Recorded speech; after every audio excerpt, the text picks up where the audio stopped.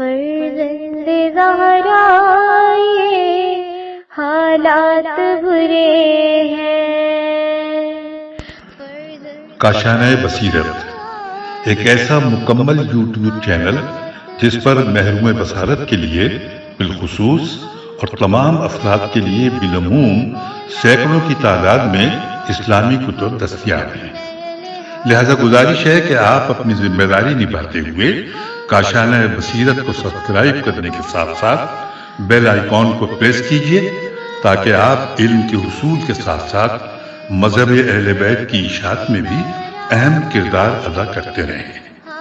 کاشانۂ بصیرت، کاشانۂ بصیرت، کاشانۂ بصیرت۔ فرزند زہرا یہ حالات برے ہیں۔ السلام علیکم ورحمۃ اللہ وبرکاتہ۔ سامعین، آپ سماعت فرما رہے ہیں سیرت امیر المومنین حضرت علی ابن ابی طالب، حصہ اول۔ مؤلف ہیں علامہ مفتی جعفر حسین قلی اللہ مقامہ۔ آج ہم آپ کے سامنے اس کی 21ویں ریکارڈنگ پیش کر رہے ہیں، صفحہ نمبر 240۔ غزوہ بنی قریظہ۔ جب غزوہ احزاب یہود و مشرکین کے مشترکہ محاذ کی شکست اور حمیزت پر ختم ہوا تو پیغمبر اکرم صلی اللہ علیہ وآلہ وسلم نے دشمن کے ناکام ہونے کے بعد بنی قریظہ کی طرف فوج بھیجنے کا ارادہ کیا، جنہوں نے حی ابن اخطب کی باتوں میں آ کر مسلمانوں سے اعلانیہ غداری کی تھی اور معاہدے کی خلاف ورزی کرتے ہوئے اس غزوے میں کھل کر حملہ آوروں کا ساتھ دیا تھا۔ حضرت صلی اللہ علیہ وآلہ وسلم نے 30 خزرجیوں کا ایک ہراول دستہ حضرت علی علیہ السلام کی قیادت میں ان کی طرف بھیجا اور علم جنگ حضرت کے سپرد کیا۔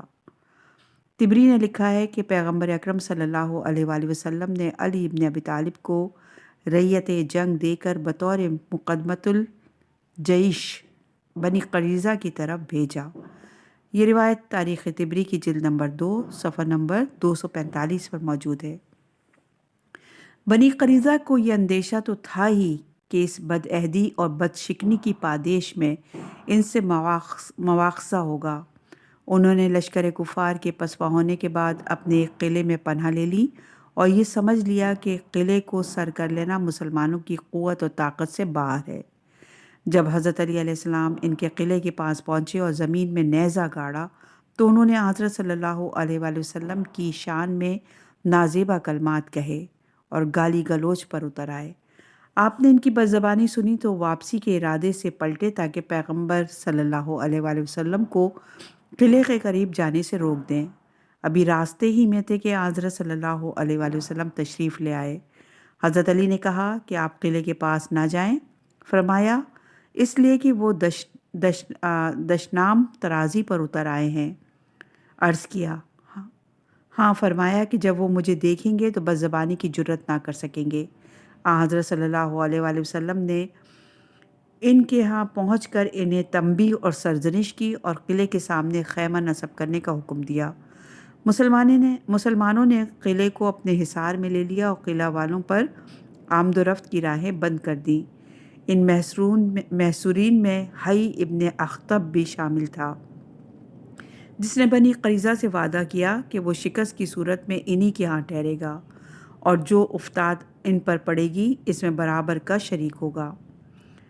رئیس بنی قریظہ کعب ابن سعد نے جب یہ دیکھا کہ مسلمانوں کا محاصرہ سخت سے سخت تر ہوتا جا رہا ہے تو اس نے اپنے قبیلے والوں سے کہا کہ محمد صلی اللہ علیہ وآلہ وسلم کی نبوت کا تذکرہ آسمانی کتابوں کے اندر موجود ہے، لہٰذا بہتر یہ کہ ہم ان کی نبوت کا اعتراف کر کے اسلام قبول کر لیں اور اپنے جان و مال کا تحفظ کر لیں۔ انہوں نے اس مشورے کو درخوار اتنا نہ سمجھا، یعنی زیادہ اہمیت نہ دی اور اسلام قبول کرنے سے انکار کر دیا۔ کعب نے کہا اگر تم تبدیلی اسلام کے لیے تیار نہیں ہو تو اپنے بچوں اور عورتوں کو ٹھکانے لگاؤ اور قلعے سے باہر نکل کر مقابلہ کرو۔ اس صورت میں تمہارے ذہن بچوں اور عورتوں کی فکر سے خالی ہوں گے اور پوری یکسوئی اور تندہی سے لڑ سکو گے۔ انہوں نے یہ بات بھی نہ مانی اور کہا کہ ہم اپنے بچوں اور عورتوں کے خون سے ہاتھ رنگین نہیں کریں گے۔ کہا کہ پھر میری رائے یہ ہے کہ آج سبت کی رات ہے اور مسلمانوں کو یہ سان و گمان بھی نہ ہوگا کہ آج کی شب ان پر حملہ ہو سکتا ہے، لہٰذا ان کی غفلت سے فائدہ اٹھا کر ان پر شب خون مارو۔ کہا کہ ہم سبت کی بے حرمتی گوارا نہیں کر سکتے جبکہ ہمارے دین اور آئین کے خلاف ہے۔ کہا کہ پھر تم عقل و خرد سے عاری اور اپنے بارے میں خوش فہمی میں مبتلا ہو۔ یہود کو محاصرے میں گھرے ہوئے 25 دن ہو چکے تھے۔ وہ اتنے دنوں تک تیر اور پتھر برساتے رہے مگر مسلمانوں کا حصار توڑنے میں کامیاب نہ ہو سکے۔ جب محاصرے کی شدت سے تنگ آ گئے تو انہوں نے نباش ابن قیس کے ذریعے پیغمبر صلی اللہ علیہ وآلہ وسلم سے درخواست کی کہ ہم ہتھیار ڈالنے کے لیے تیار ہیں بشرطے کہ ہماری جان بخشی کی جائے اور ہمیں اپنی عورتوں، بچوں اور ہتھیاروں کے علاوہ اپنے مال و اسباب اونٹوں پر بار کر کے لے جانے کی اجازت دے دی جائے۔ حضرت صلی اللہ علیہ وآلہ وسلم نے فرمایا کہ ہمیں یہ منظور نہیں ہے۔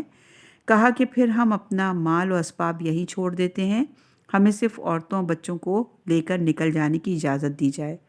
فرمایا کہ یہ بھی نہیں ہو سکتا بلکہ تمہیں غیر مشروط طور پر اپنے آپ کو ہمارے سپرد کرنا ہوگا اور ہم جو مناسب سمجھیں گے فیصلہ کریں گے۔ نباش نے پلٹ کر بنی قریظہ کو حضرت صلی اللہ علیہ وآلہ وسلم کے جواب سے آگاہ کیا۔ انہوں نے رسول خدا کو پیغام بھیجا کہ ابو لبابہ انصاری کو ہمارے پاس بھیجیے تاکہ ہم ان سے بات چیت کر کے کوئی آخری فیصلہ کریں۔ حضرت صلی اللہ علیہ وآلہ وسلم نے ابو لبابہ کو ان کے ہاں بھیجا۔ کہا کہ تمہاری کیا رائے ہے؟ کیا ہم مشروط طور پر اپنے آپ کو محمد صلی اللہ علیہ وآلہ وسلم کے سپرد کر دیں؟ ابو لبابہ نے زبان سے تو ہاں کہا اور ساتھ ہی اپنے گلے پر ہاتھ پھیر کر اشارہ کیا کہ اگر تم نے اپنے آپ کو پیغمبر کے سپرد کر دیا تو سب کے سب قتل کر دیے جاؤ گے۔ انہوں نے ابو لبابہ کا اشارہ پا کر اپنے آپ کو پیغمبر صلی اللہ علیہ وآلہ وسلم کے سپرد کرنے سے انکار کر دیا۔ ابو لبابہ کی یہ حرکت اصول رازداری کے خلاف اور ان کے منصب کے منافی تھی، چنانچہ انہیں قرآن مجید کی اس آیت کے ذریعے تنبیہ کی گئی: اے ایمانداروں، اللہ تعالیٰ اور اس کے رسول کے معاملات میں خیانت نہ کرو اور نہ جانتے بوجھتے ہوئے امانتوں میں بددیانتی کا ارتکاب کرو۔ جب بنی قریظہ کو یہ احساس ہوا کہ غیر مشروط طور پر حضرت صلی اللہ علیہ وآلہ وسلم کے فیصلے پر انحصار کر لینے کا نتیجہ قتل ہوگا تو انہوں نے کہا، ہم سعد ابن معاذ کو ثالث تسلیم کرتے ہوئے ان کے فیصلے پر انحصار کریں گے۔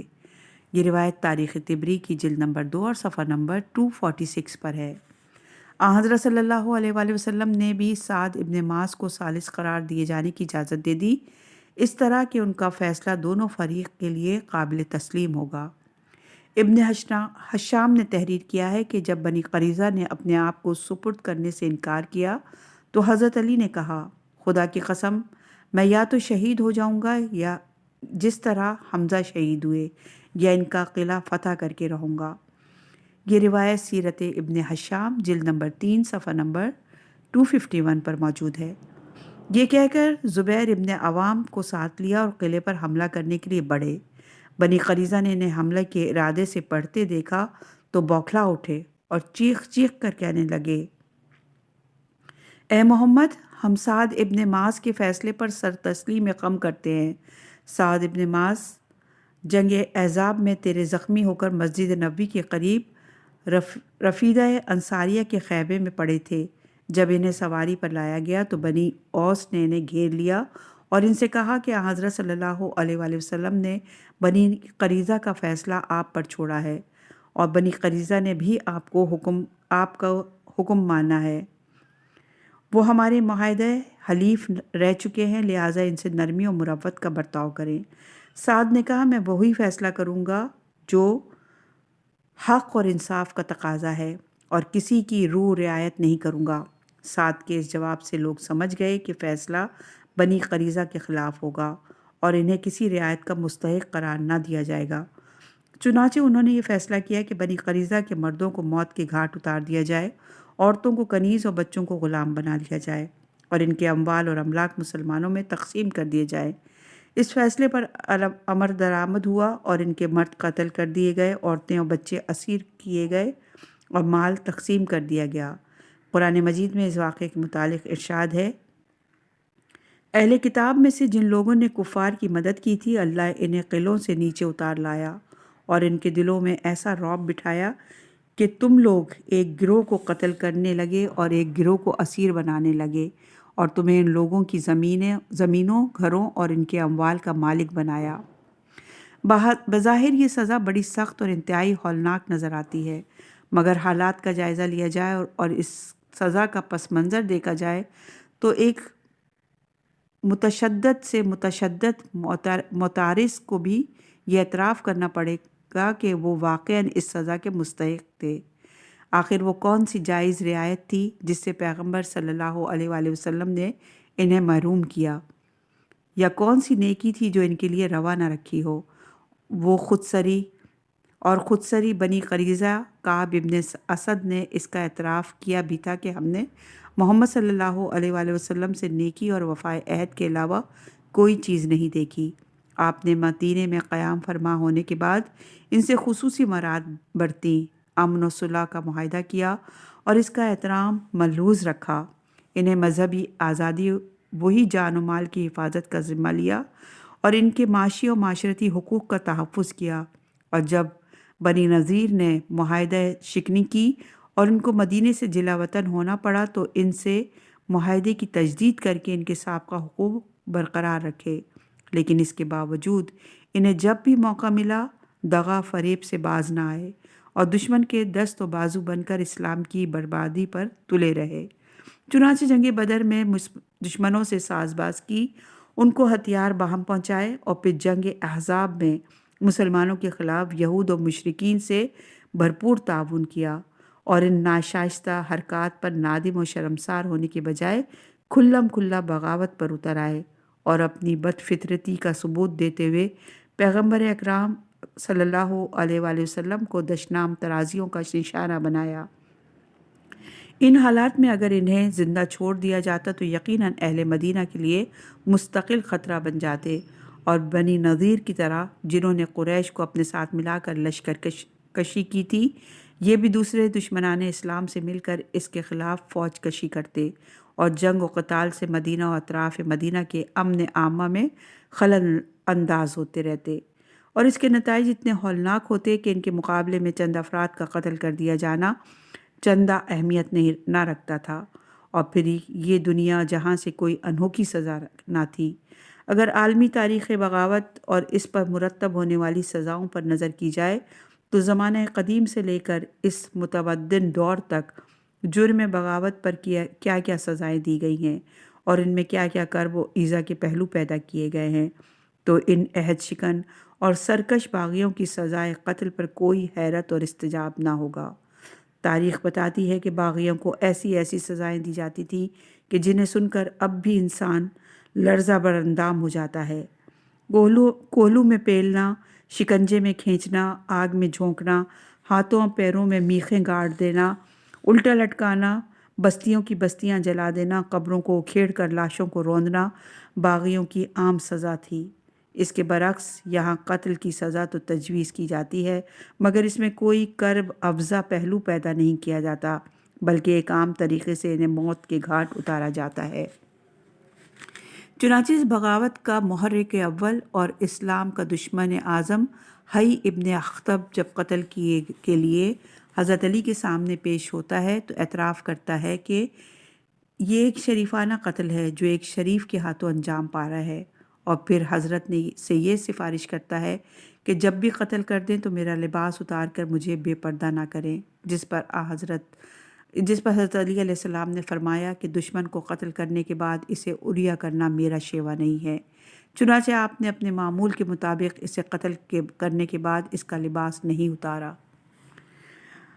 صفحہ نمبر ہے 244، عنوان ہے معاہدہ حدیبیہ۔ مکہ رسول خدا کا آبائی وطن اور مولود اور مسکن تھا۔ یہیں پر آپ نے زندگی کے 53 برس گزارے اور یہیں پر پہل وحی الہی کا خوش آہنگ نغمہ سنا۔ پھر 13 برس تک یہ متبرک زمین وحی کی صداؤں سے گونجتی رہی، اگرچہ اہل مکہ کے رویے سے تنگ آ کر آپ کو گھر بار چھوڑنا پڑا، مگر اکثر مکہ کا تذکرہ اور اسے دیکھنے کا اشتیاق ظاہر کرتے رہتے۔ وطن کی محبت و کشش فطری ہے، چاہے انسان کو وطن میں سکون و آرام میسر ہو یا شدائد اور محن سے وابستہ پڑا ہو، وہ اس کی یاد سے اپنے دل و دماغ کو خالی نہیں رکھ سکتا۔ اس فطری اور طبعی وابستگی کے علاوہ دینی اور مذہبی اعتبار سے بھی اس سرزمین سے ایک خصوصی لگاؤ تھا۔ اسی سرزمین میں خانہ کعبہ اور دوسرے مشاعر واقع تھے جن سے فریضہ حج وابستہ ہے، اور اسلامی نقطہ نظر سے ان کی تعظیم و تقدیس ضروری ہے۔ یہ تڑپ صرف رسول خدا ہی کے دل میں نہ تھی بلکہ صحابہ کے دلوں میں بھی مکہ کے در و دیوار کو دیکھنے کی لگن تھی۔ انہیں مکہ چھوڑنے ہوئے 6 برس ہو چکے تھے اور اب اس سرزمین پر قدم رکھنے اور عمرہ و طواف کرنے کے لیے بے قرار تھے۔ ایک مرتبہ پیغمبر صلی اللہ علیہ وآلہ وسلم نے اپنے خواب کا تذکرہ کرتے ہوئے فرمایا کہ میں نے دیکھا کہ ہم مسجد الحرام میں داخل ہوئے ہیں اور خانہ کعبہ کا طواف کر رہے ہیں۔ یہ خواب سن کر صحابہ کی بے چینی بڑھ گئی۔ انہوں نے پیغمبر اکرم صلی اللہ علیہ وآلہ وسلم سے مکہ جانے اور عمرہ و طواف بجا لانے کے لیے اصرار کیا۔ قریش کی طرف سے یہ خیال ہو سکتا تھا کہ وہ عمرہ و طواف بجا لانے دیں گے، مگر جنگ احزاب کے نتیجے میں ان کے سکوت سے یہ سمجھا گیا کہ ان کی جنگی ولولے سرد پڑ گئے ہوں گے، اور اب عمرہ و طواف ایسی چیز سے جس کی وہ ہر فرد اور ہر مذہب کو عمومی اجازت تھی مانے نہ ہوں گے۔ چنانچہ حضرت صلی اللہ علیہ وآلہ وسلم نے صحابہ کے اصرار اور ان کے اشتیاق کو دیکھتے ہوئے مکہ جانے کا ارادہ کر لیا اور مدینہ کے گرد و پیش کے لوگوں کو بھی ساتھ چلنے کی دعوت دی۔ کچھ لوگ اس خیال سے رک گئے کہ کہیں پھر جنگ نہ چھڑ جائے، اور کچھ لوگ جن کی تعداد 1400 یا 1525 تھی حضرت کے ہم رکاب جانے کے لیے تیار ہو گئے۔ آپ اس جمعیت کو لے کر روز دوشنبہ اول ماہ ذیقعدہ 6 ہجری کو مدینے سے نکل کھڑے ہوئے۔ قربانی کے 70 اونٹ ساتھ لے لیے، وادی ذی الحلیفہ سے احرام باندھے اور ہتھیار اتار کر رکھ دیے تاکہ قریش کو اطمینان ہو جائے کہ مسلمانوں کے پیش نظر جنگ و قتال نہیں ہے بلکہ صرف آداب و رسوم میں زیارت بجا لانا ہے۔ پیغمبر اکرم صلی اللہ علیہ وآلہ وسلم اور صحابہ کی ہیئت اور ان کے سر و سامان سے صاف ظاہر تھا کہ وہ لڑائی کے لیے نہیں جا رہے ہیں، مگر قریش نے گوارا نہ کیا، انہیں مکہ میں داخل ہونے اور مراسم زیارت بجا لانے نہ دیے۔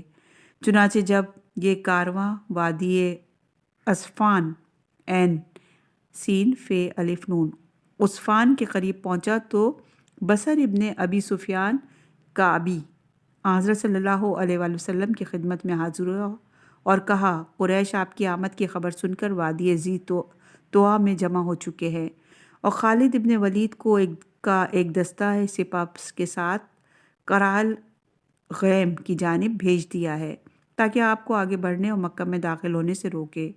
حضرت صلی اللہ علیہ وآلہ وسلم نے وہ راستہ چھوڑ دیا اور سنیت المرار کی طرف ہوتے ہوئے حدیبیہ میں، جو مکہ سے 15 میل کے فاصلے پر ایک کنواں تھا اور اس کی نسبت سے آس پاس کی زمین اس نام سے موسوم ہو گئی تھی، اتر پڑے۔ ادھر خالد بن ولید نے مسلمانوں کی جمعیت دیکھی تو اس نے پلٹ کر قریش کو آگے اطلاع دی کہ مسلمانوں نے راستہ تبدیل کر لیا ہے اور حدیبیہ کی طرف چل دیے ہیں۔ قریش نے بدیل ابن ورقہ خزائی کو بنی خزاعہ کے چند آدمیوں کے ہمراہ حضرت صلی اللہ علیہ وآلہ وسلم سے گفت و شنید کے لیے بھیجا۔ اس نے حدیبیہ میں پہنچ کر حضرت صلی اللہ علیہ وآلہ وسلم سے کہا، آپ مکہ میں داخل ہونے کا ارادہ ترک کر دیں اور یہیں سے واپس چلے جائیں۔ اگر آپ نے آگے بڑھنے کی کوشش کی تو قریش مزاحم ہوں گے اور کسی صورت میں آپ کو مکہ میں داخل ہونے کی اجازت نہیں دیں گے۔ حضرت صلی اللہ علیہ وآلہ وسلم نے فرمایا کہ ہم خانہ کعبہ کا طواف اور مراسم زیارت بجا لانے کے لیے آئے ہیں۔ قریش کو ہماری طرف سے مطمئن رہنا چاہیے، ہم نہ جنگ کے ارادے سے آئے ہیں اور نہ جنگ لڑیں گے۔ بدیل نے پلٹ کر حضرت صلی اللہ علیہ وآلہ وسلم کا پیغام قریش کو پہنچایا۔ قریش نے کہا، یہ مانا کہ ان کا ارادہ جنگ کا نہیں ہے، پھر بھی ہم انہیں حدود مکہ میں داخل نہ ہونے دیں گے۔ اگر وہ سینہ زوری سے داخل ہونے کی کوشش کریں گے تو ہم پوری طاقت و قوت سے انہیں روکیں گے۔ عروہ ابن مسعود ثقفی نے کہا کہ اس میں تو ہمارا بگڑتا ہی کیا ہے، وہ آئیں، عمرہ و طواف بجا لائیں اور پھر پلٹ جائیں۔ قریش نے کہا، عرب اسے ہماری کمزوری پر محمول کریں گے اور ہم دوسروں کو اپنی کمزوری کا تاثر نہیں دینا چاہتے۔ عروہ نے کہا کہ پھر مجھے اجازت دی جائے کہ میں محمد صلی اللہ علیہ وآلہ وسلم سے بات چیت کر کے اس معاملے کو سلجھاؤں۔ قریش نے انہیں اجازت دی اور وہ حضرت کی خدمت میں حاضر ہوا اور ان سے کہا کہ اے محمد صلی اللہ علیہ وآلہ وسلم، قریش آپ کا قبیلہ و خاندان ہے، فرض کیجئے کہ آپ نے ان کا قلقمہ کر دیا تو یہ عرب کی پہلی مثال ہوگی کہ کسی نے اپنی قوم اور قبیلے کو تباہ و برباد کیا ہو۔ قریش یہ نہیں چاہتے کہ آپ مکہ میں داخل ہوں۔ اگر آپ نے زبردستی داخل ہونے کی کوشش کی تو اس کا لازمی نتیجہ جنگ ہے، اور جب جنگ چھڑے گی تو یہی لوگ جو آپ کے گرد و پیش منڈلا رہے ہیں بھاگتے نظر آئیں گے۔ اس پر حضرت ابوبکر نے اسے ایک غلیظ سی گالی دی اور کہا کہ ہم کبھی رسول خدا کا ساتھ نہیں چھوڑیں گے۔ عروہ نے پوچھا کہ یہ کون ہے؟ اسے بتایا گیا کہ یہ ابوبکر ہیں۔ کہا کہ اے ابوبکر، تمہارا ایک احسان مجھے یاد ہے، اگر وہ احسان نہ ہوتا تو میں اس بد زبانی کا تمہیں جواب دیتا۔ عروہ کے ضبط و حلم اور احسان شناسی نے بات بڑھنے نہ دی، ورنہ ممکن تھا کہ مشتعل ہو کر بات ادھوری چھوڑ دیتا اور پلٹ کر قریش کو بھڑکاتا اور انہیں لڑائی پر ابھارتا۔ حضرت صلی اللہ علیہ وآلہ وسلم نے اس کے متوازن طبیعت کا اندازہ کر لیا اور اس کے منصفانہ جذبات کو جھنجھوڑتے ہوئے فرمایا کہ یہ کہاں کا انصاف ہے کہ ہمیں عمرہ و طواف سے روکا جائے اور قربانی کے اونٹوں کو کعبے تک لے جانے سے منع کیا جائے۔ ہم نہ جنگ کے ارادے سے آئے ہیں اور نہ زبردستی جنگ چھیڑنا چاہتے ہیں۔ عروہ حضرت صلی اللہ علیہ وآلہ وسلم کی صلح پسندانہ گفتگو سے بہت متاثر ہوا اور پلٹ کر قریش سے کہا کہ میں نے قیصر و کسریٰ اور نجاشی کے پرشکوہ درباروں کو دیکھا ہے، مگر جو شان و شکوہ اور عقیدت و احترام کا جذبہ یہاں دیکھا ہے وہ کہیں نظر نہیں آتا۔ ہمیں چاہیے کہ انہیں عمرہ و طواف سے نہ روکیں اور پرامن رہتے ہوئے انہیں مکہ میں آنے کی اجازت دے، مگر قریش نے اس کی ایک نہ سنی اور اپنی ضد پر اڑے رہے۔ حلیث ابن علقمہ نے جب معاملہ روبرا ہوتے نہ دیکھا تو کہا کہ مجھے اجازت دی جائے کہ میں حالات کا جائزہ لے کر مناسب تجویز پیش کروں۔ قریش نے انہیں اجازت دی اور وہ حدیبیہ کی جانب روانہ ہوا۔ جب اس نے مسلمانوں کے پڑاؤ کے قریب قربانی کے اونٹ دیکھے جو بھوک کے مارے بلبلا رہے تھے اور لبیک اللہم لبیک کی آوازیں سنی تو وہیں سے پلٹ آیا اور قریش سے کہا ان لوگوں کو طواف اور زیارت کعبہ سے روکنا زیادتی ہے اور کوئی وجہ جواز نہیں ہے کہ ہم مراسم زیارت کی بجاوری سے مانے ہوں، مگر قریش ٹس سے مس نہ ہوئے۔ حلیث نے ان کی ضد اور ہٹ درمی دیکھی تو کہا اے گروہ قریش، ہم تمہارے حلیف سہی، مگر ہم نے اس بات پر تم سے عہد و پیمان نہیں باندھا تھا کہ جو خانہ کعبہ کے مراسم تعظیم بجا لانے کے لیے آئے تم اس سے روکو اور آنے سے منع کرو۔ یہ روایت تاریخ طبری جلد نمبر 2 صفحہ نمبر 272 پر موجود ہے۔ جب ان سفارتوں کا کوئی نتیجہ نہ نکلا تو حضرت صلی اللہ علیہ وآلہ وسلم نے خراش ابن امیہ خزائی کو اپنے اونٹ پر سوار کر کے قریش کے ہاں بھیجا تاکہ انہیں اطمینان دلائیں کہ پیغمبر صلی اللہ علیہ وآلہ وسلم کا مقصد جنگ نہیں ہے بلکہ عمرہ و زیارت کعبہ ہے۔ خراش نے مکہ پہنچ کر قریش سے بات چیت کی اور ان سے کہا کہ وہ طواف و مراسم زیارت کے بجا لانے سے مانے نہ ہوں، مگر قریش نے ان کی بات نہ مانی اور ان کے قتل کے درپے ہو گئے۔ حلیث اور ان کے زیر اثر قبائل نے جب یہ دیکھا تو قریش انہیں قتل کرنا چاہتے ہیں تو ان کے سینہ سپر ہو گئے اور انہیں تلواروں کے نرغے سے نکال کر واپس بھیج دیا۔ البتہ قریش نے اپنی ذہنی شکست خوردگی کا مظاہرہ کرتے ہوئے حضرت صلی اللہ علیہ وآلہ وسلم کا اونٹ کاٹ ڈالا۔ قریش نے اسی پر بس نہ کیا بلکہ 50 سر پھروں کو حضرت کی قیامگاہ کی طرف بھیجا تاکہ مسلمانوں کو ہراساں کر کے واپسی پر مجبور کر دیں۔ چنانچہ انہوں نے مسلمانوں کے پڑاؤ کے قریب پہنچ کر تیروں اور پتھروں کی بارش شروع کر دی۔ مسلمان اتنے بے دست و پا نہ تھے کہ ان سے ملغوب ہو جاتے۔ انہوں نے گھیرا ڈال کر ان سب کو گرفتار کر لیا اور پیغمبر اکرم کے سامنے پیش کیا۔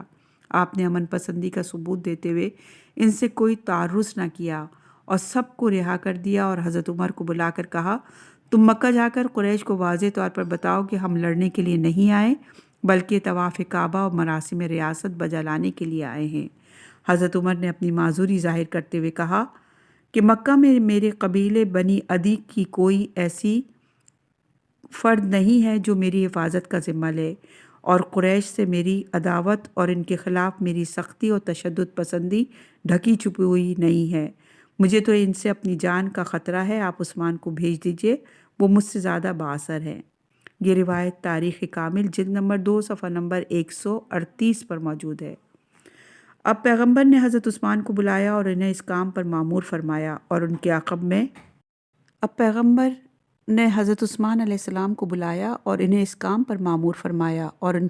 میں میں 10 مہاجرین کا ایک اور وفد بھیجا۔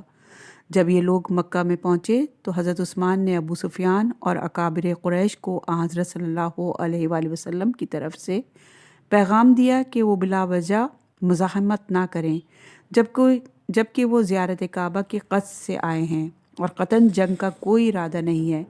مگر قریش نے ان کی بات سنی انسنی کر دی اور انہیں واپس بھیجنے کے بجائے اپنے ہاں روک لیا۔ حضرت عثمان نے اپنے ایک عزیز ابان ابن سعید کی حمایت حاصل کر کے اپنا تحفظ حاصل کر لیا، البتہ باقی ماندہ لوگ قریش کے رحم و کرم پر رہ گئے۔ ان لوگوں کے مکہ میں روک لیے جانے سے مسلمانوں میں یہ افواہیں پھیل گئیں کہ حضرت عثمان اور دوسرے مہاجر قتل کر دیے گئے ہیں، چونکہ یہ لوگ نبی کریم صلی اللہ علیہ وآلہ وسلم کی طرف سے بسلسلہ سفارت بھیجے گئے تھے، اور سفیروں کا قتل مسلمہ بین الاقوامی آئین کے خلاف تھا۔ اس لیے اس غیر آئینی قتل پر مسلمانوں میں غم و غصے کی لہر دوڑ گئی اور کہنے لگے کہ ہم اس قتل کا بدلہ لیے بغیر مدینہ واپس نہیں ہوں گے۔ حضرت صلی اللہ علیہ وآلہ وسلم نے مسلمانوں کو جنگ پر مصر دیکھا تو اس خیال سے کہ کہیں یہ وقتی اور ہنگامی جوش و ولولہ نہ ہو، انہیں ایک ببول کے درخت کے نیچے جمع کیا اور ان سے اس امر پر بیعت لی کہ وہ جنگ چھڑ جانے کی صورت میں میدان سے منہ نہیں موڑیں گے اور پورے ثبات قدم کے ساتھ دشمن کا مقابلہ کریں گے۔ چنانچہ جابر ابن عبداللہ کہتے ہیں، ہم سے رسول خدا نے اس بات پر بیعت لی کہ ہم فرار اختیار نہیں کریں گے۔ یہ روایت تاریخ طبری کی جلد نمبر 2 اور صفحہ نمبر 279 پر موجود ہے۔ حاشیے میں لکھا ہے کہ اس بیعت کے بعد یہ درخت یعنی ببول کا درخت متبرک سمجھا گیا اور مسلمان ادھر سے گزرتے تو تبرکاً اس کے نیچے نماز پڑھتے اور بیعت رضوان کی یاد تازہ کرتے۔ جب حضرت عمر کو اپنے دور خلافت میں اس کا علم ہوا تو انہیں مسلمانوں کا یہ طرز عمل ناگوار گزرا، چنانچہ انہوں نے اعلان کیا کہ اگر کوئی شخص وہاں پر نماز پڑھے گا تو اسے قتل کر دیا جائے گا، اور حکم دیا گیا کہ اس درخت کو کاٹ دیا جائے۔ چنانچہ وہ درخت جس سے بیعت رضوان و فتح مبین کی یاد تازہ ہوتی تھی قطع کر دیا گیا۔ اس بیعت کو بیعت رضوان کہا جاتا ہے کیونکہ خداوند عالم نے اس پر رضا و خوشنودی کا اظہار کرتے ہوئے فرمایا ہے، جس وقت اعلان لانے والے تم سے درخت کے نیچے بیعت کر رہے تھے تو اللہ تعالیٰ ان کی اس بات سے راضی ہوا۔ اس بیعت کی تکمیل کے بعد معلوم ہوا کہ حضرت عثمان اور دوسرے مہاجرین کے قتل کیے جانے کی افواہ غلط تھی، اور قبل اس کے کہ جنگ کی نوبت آئے وہ سب صحیح سالم واپس آ گئے۔ اس کا لازمی نتیجہ یہ ہونا ہی تھا کہ مسلمانوں کے جذبات میں ٹھہراؤ پیدا ہو جائے اور جنگی ولولے سرد پڑ جائیں۔ ادھر مشرکین قریش بھی لڑائی کے حق میں نہ تھے اور صرف اپنی بات کو بالا دیکھنا چاہتے تھے تاکہ قبائل عرب پر ان کی دھاک جمی رہے۔ چنانچہ اس واقعے کے بعد انہوں نے حویتب اور سہیل ابن عمرو کو صلح کی گفتگو کے لیے بھیجا۔ پیغمبر اکرم صلی اللہ علیہ وآلہ وسلم بھی امن پسند اور مجبوری کے علاوہ جنگ کے روادار نہ تھے۔ انہوں نے اس پر اپنی رضامندی کا اظہار کیا اور صلح کی بات چیت کے لیے حضرت علی کو مقرر فرمایا۔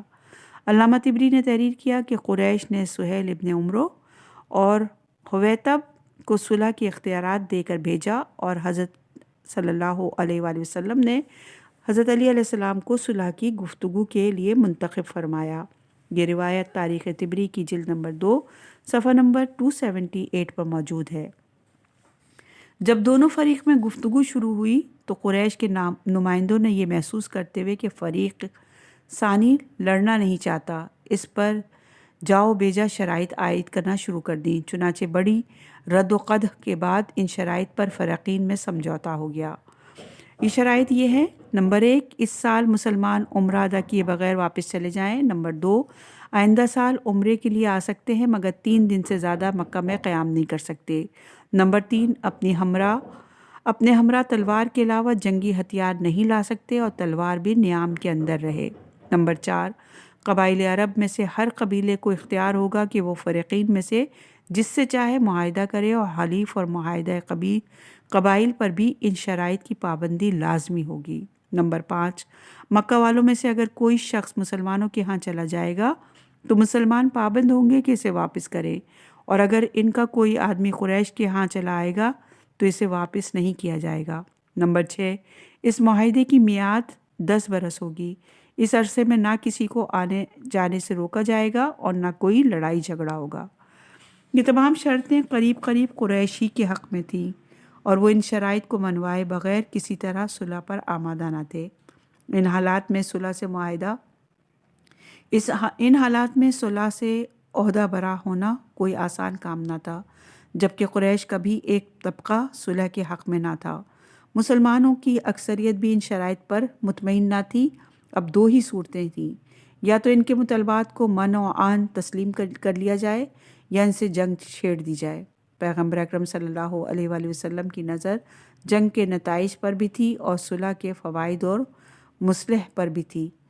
اگر پیغمبر ان شرائط کے مقابلے میں جو مسلمانوں کی کمزوری اور بے بسی کے آئینہ دار تھے جنگ کرتے اور یہ مان لیا جائے کہ اس جنگ کے نتیجے میں فاتح و کامران بھی ہوتے اور قریش کو مغلوب کر کے مکہ میں داخل ہو بھی جاتے، مگر قریش و مسلمانوں میں اتنی منافرت بڑھ جاتی کہ وہ کبھی اسلام کے قریب بھی نہ پھٹکتے اور ہمیشہ اسلام دشمنی پر تلے رہتے۔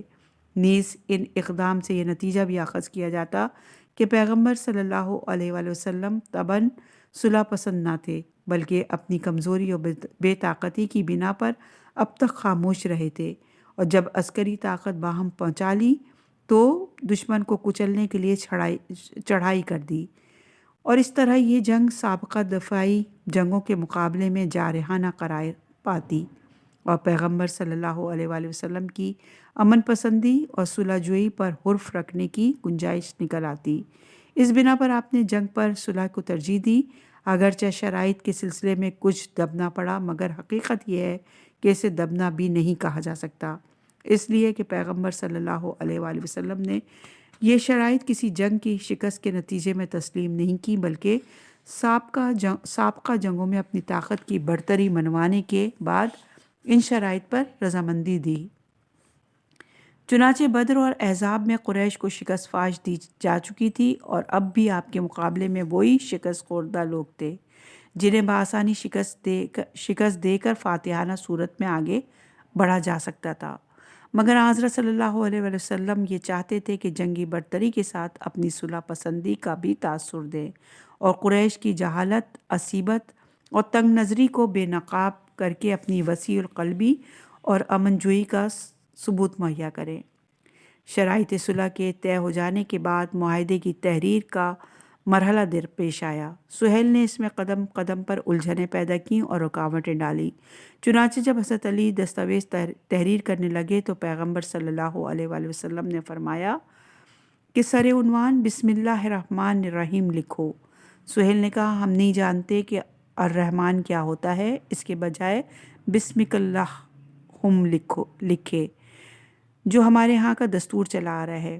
حضرت صلی اللہ علیہ وآلہ وسلم نے الجھنا مناسب نہ سمجھا، فرمایا کہ اچھا یہی لکھ دیا جائے۔ اس کے بعد حضرت علی نے یہ فقرہ لکھا: ھذا ما صلی علیہ محمد رسول اللہ سہیل ابن عمرو۔ یہ وہ معاہدہ صلح ہے جو اللہ کے رسول محمد صلی اللہ علیہ وآلہ وسلم نے سہیل ابن عمرو سے کیا ہے۔ سہیل نے پھر اس پر اعتراض کیا کہ ہم انہیں اللہ کا رسول کب سمجھتے ہیں؟ اگر ہم انہیں اللہ کا رسول مانتے تو مکہ میں داخلے سے منع نہ کرتے، لہٰذا اس کے بجائے محمد ابن عبداللہ لکھا جائے۔ پیغمبر صلی اللہ علیہ وآلہ وسلم نے حضرت علی سے فرمایا کہ لفظ رسول اللہ قلم بند کرو اور محمد ابن عبداللہ لکھ دو۔ رسول اللہ نے فرمایا کہ رسول اللہ کا لفظ نکال دو اور محمد ابن عبداللہ لکھ دو۔ حضرت علی نے قلم ہاتھ سے رکھ دیا اور کہا کہ خدا کی قسم میں لفظ رسول اللہ نہیں کاٹوں گا۔ حضرت نے فرمایا کہ لاؤ میں اسے خود مٹائے دیتا ہوں۔ چنانچہ آپ نے رسول اللہ پر خط کھینچ دیا اور حضرت علی کے مخاطب ہو کر فرمایا، ایک دن تمہیں بھی اس قسم کی آزمائش سے دوچار ہونا پڑے گا۔ یہ روایت تاریخ کامل کی جلد نمبر 2 اور صفحہ نمبر 138 میں موجود ہے۔ جب دستاویز قلم بند ہو گئیں تو دونوں فریق کے گواہوں نے اس پر شہادتیں ثبت کیں اور اس کا ایک نسخہ رسول اللہ کے سپرد کیا اور ایک نسخہ سہیل ابن عمرو کو دے دیا۔ صلح حدیبیہ کا بیان جاری ہے۔ اگلا ریکارڈنگ میں انشاءاللہ کہ اس سے آگے بڑھیں گے۔